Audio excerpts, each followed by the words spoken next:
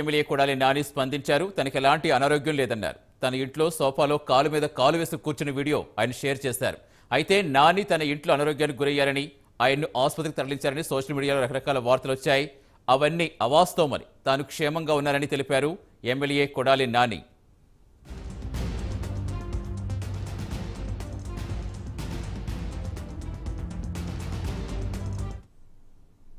పూర్తి సమాచారం ఇచ్చేందుకు మా కరెస్పాండెంట్ సాంబశివరావు జరుగుతారు. సాంబశివరావు, అసలు ఏం జరిగింది, ఇంకా ఏం చెప్పారు నాని?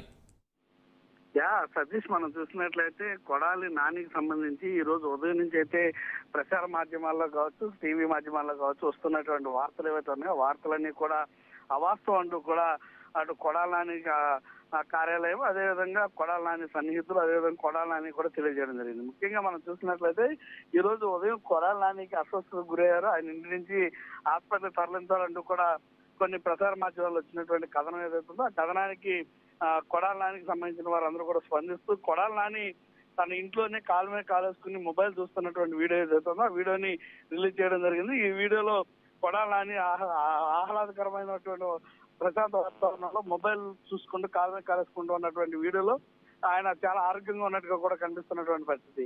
దీనిపైన ఎటువంటి పుకార్లు కూడా నమ్మద్దు, ఇక మీదట నేను ఆరోగ్యంగా ఉన్నాను, నా ఆరోగ్యంలో ఎటువంటి ఇబ్బందులు లేదంటూ కూడా ఆయన చెప్పినటువంటి సందర్భంలో అందరూ కూడా అక్కడ ఉన్నటువంటి కొడాలి నాని అభిమానులు కావచ్చు, ఇతర అందరూ కూడా ఊపిరి పీల్చుకున్నటువంటి పరిస్థితి. ప్రస్తుతం అయితే ఆయన ఆరోగ్యానికి ఎటువంటి డోకా లేదు, ఆయన పూర్తిగా ఆరోగ్యంగా ఉన్నారంటూ కూడా గుడివాడకు సంబంధించినటువంటి కొడాలి నాని ఆఫీస్ కానీ కొడాలి నాని కుటుంబ సభ్యులు మరియు బంధుమిత్రులు కూడా చేయడం జరిగింది. Satish, right, thank you Sambasivarao.